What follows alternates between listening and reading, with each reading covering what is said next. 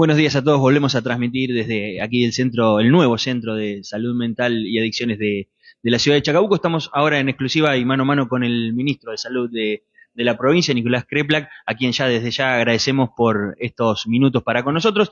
Bueno, Nicolás, hablabas un poco en el discurso de que no es el único centro de salud que se está abriendo en la provincia, que son 18 los que están en marcha o terminados.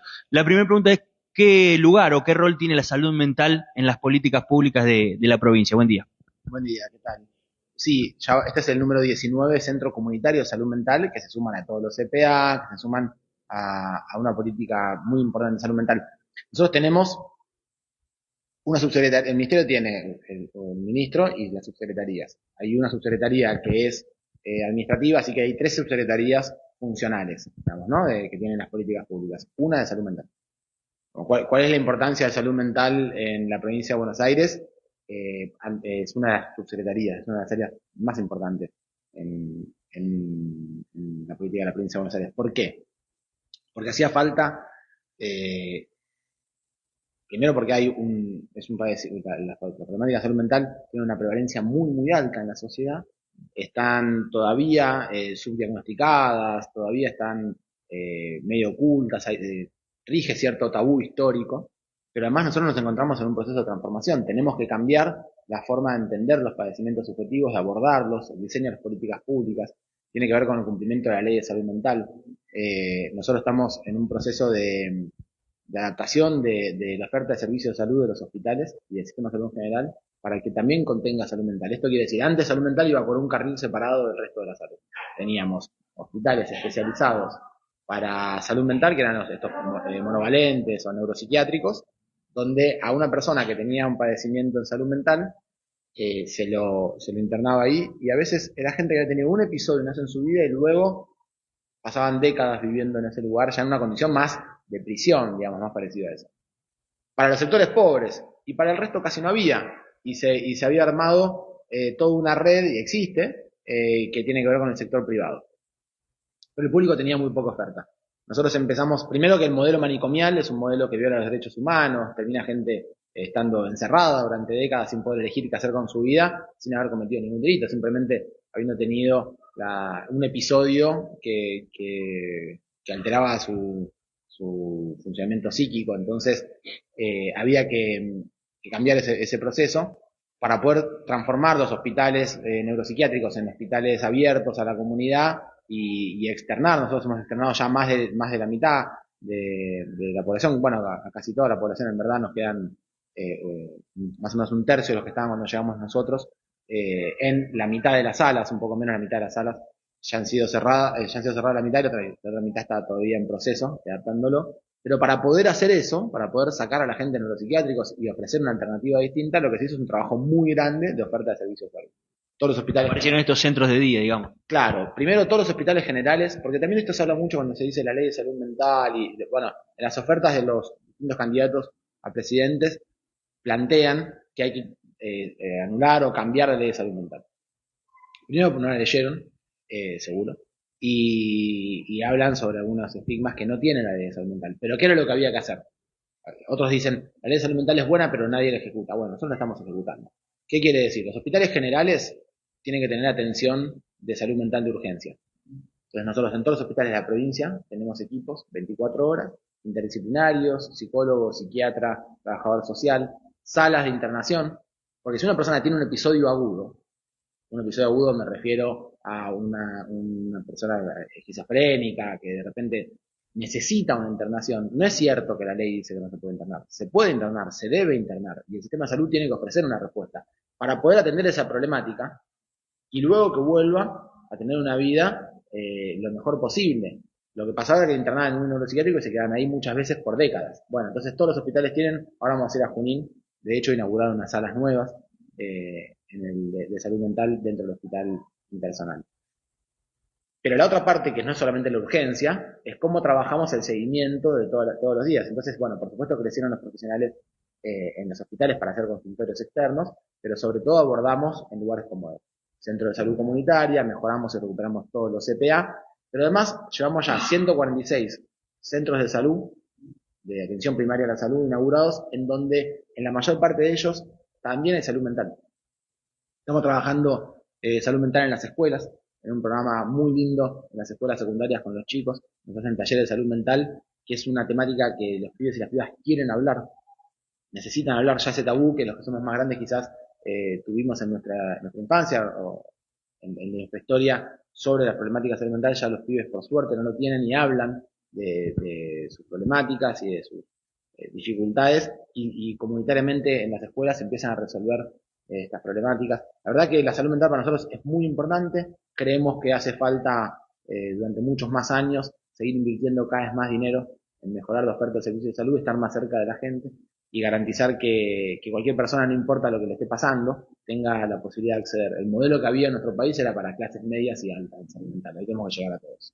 Hace unos meses charlábamos con vos vía Zoom, también te entrevistábamos en medio de un brote de bronquiolitis y en aquel momento surgió el tema de la falta de profesionales de la salud en los hospitales públicos. Quiero preguntarte por eso y por el sistema de residencias. Chacabuco discontinuó un programa de residencias que tenía. ¿Cómo se está trabajando con eso con la provincia?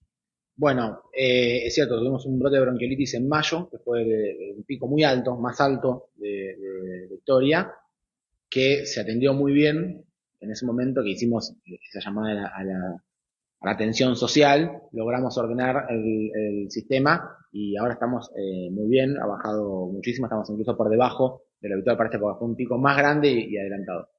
Y es cierto que faltan algunas especialidades. En un país como Argentina, que tiene facultades que enseñan medicina, que son gratuitas y de acceso universal, no faltan médicos, lo que nos está faltando son algunas profesiones de médicos y en algunos lugares. ¿Y por qué? Porque el mercado ha transformado, ha desquiciado un poco el modelo de atención en nuestro país. Hoy yo soy médico clínico, por ejemplo, los médicos clínicos, los pediatras, los psiquiatras, los terapistas, los neonatólogos, los médicos generalistas, ganamos en la práctica privada mucho menos que aquellos que utilizan algunas intervenciones. Oftalmólogos, traumatólogos, cirujanos, que utilizan alguna tecnología para hacer un diagnóstico o utilizan una tecnología para operar o intervienen. El sector privado lo paga mucho más caro. El sector público no, nosotros pagamos por profesional a todo lo mismo. Pero bueno, entonces, ¿qué termina sucediendo? Durante décadas, los jóvenes que se iban recibiendo empezaron a dejar de elegir estas especialidades y empezaron a elegir otras que les redituaban 2, 3 o 4 veces más dinero en el sector privado. Entonces, nosotros estamos hablando con el sector privado en la provincia porque hay que ordenarlo. Faltan profesionales para también las obras sociales y las prepagas, no solo para el sector público.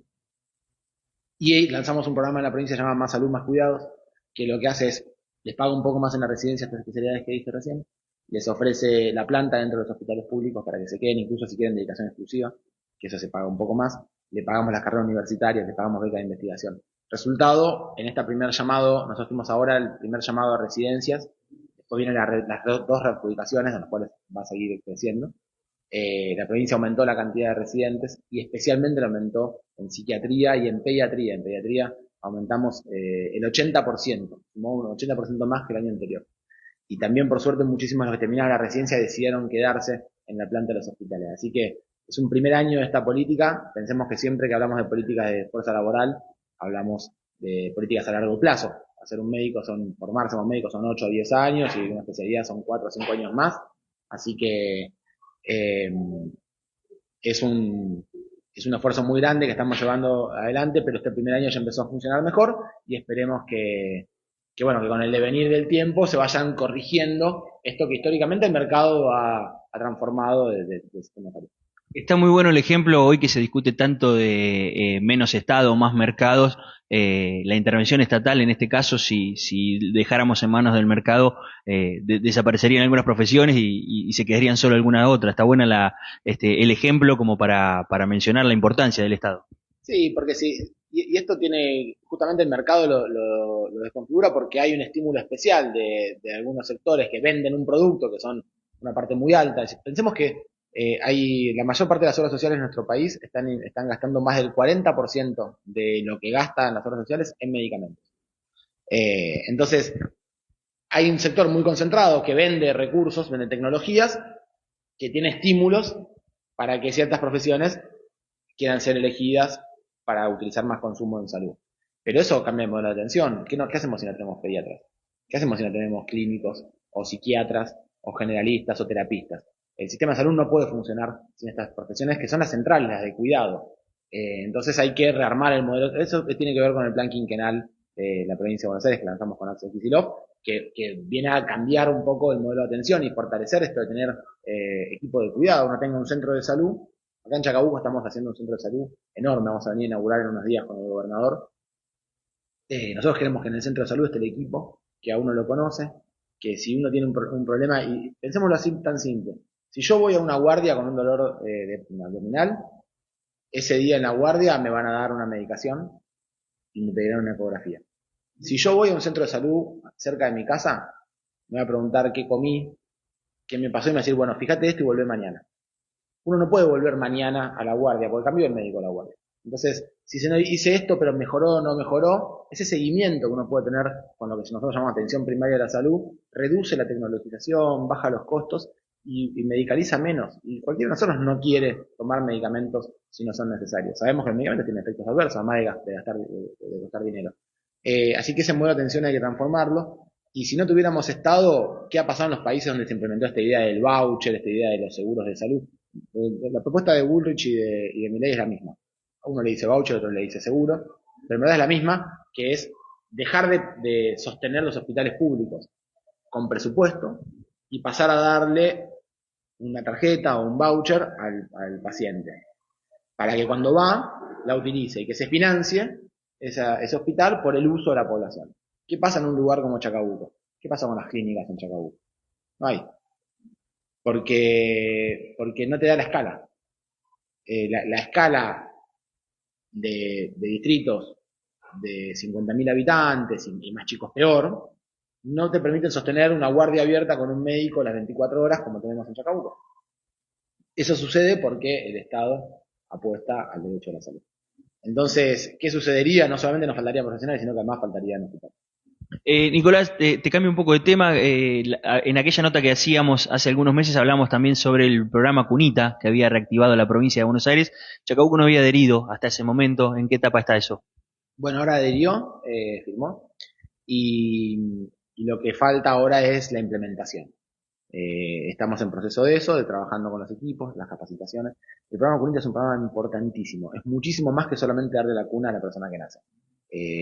Es un programa que nosotros le damos a una persona, a una familia que va a tener un bebé, le decimos, si usted hace esta serie de cosas, va a recibir cuando nace su hijo todo lo que necesite, que sale mucho dinero y de mucha calidad, para ser bien recibido cuando nazca. Entonces, ¿qué tiene que hacer? Ir al centro de salud, ir a ver a la obstétrica, al médico obstetra, hacer los controles de salud, tiene que hacer controles en todos los trimestres, laboratorios, ecografías. Entonces, nosotros también, al mismo tiempo que le pedimos a la población que lo haga, ayudamos a los municipios a que puedan ofrecer ese servicio, que tengan toda la tecnología, los profesionales. Y que además al mismo tiempo le pueda, cuando lo conozca, le dice, bueno, esto es un embarazo de bajo riesgo, entonces su maternidad va a ser esta. Que ya la familia pueda saber en qué maternidad va a parir. Y que de esa manera se anime si quiere ir a visitarlo, a conocerlo, saber. Bueno, estamos adaptando y adaptando también las maternidades para que cumplan con la ley de parto respetado. Que uno pueda estar acompañado, que uno pueda... y el resultado que está teniendo Cunita hasta ahora es interesantísimo. Más del 85% de los nacimientos, desde que se implementó el programa Cunita, en donde está el programa Cunita, son acompañados. Antes estábamos en menos de un tercio. Que estamos logrando que el 100% se vayan con las consultas posteriores. Salen de la internación con el bebé y ya tienen las consultas para hacerse las automisiones acústicas, las consultas con el pediatra, se van todos con las vacunas aplicadas. Porque el programa Cunita, para darte para darte la cuna, hace un chequeo de calidad de toda la maternidad, es necesario cumplir con todos estos requisitos. Así que Chacabuco lo esté haciendo es muy importante, porque ahora estamos en el proceso de la capacitación, de armar las redes y de garantizar que todos y todas que nazcan en este distrito tengan el máximo derecho a la salud. Te hago la última. Este edificio que inauguraron recién es una muestra, hablando un poco de Estado, de el trabajo conjunto entre el Estado provincial y Estado municipal, que como decías vos en el discurso, son de dos colores políticos diferentes, pero han aunado esfuerzos para materializar esta obra. Lo mismo va a pasar en Junín. El intendente es de otro color político. ¿Cómo trabajan en esos distritos donde gobierna Juntos por el Cambio? Porque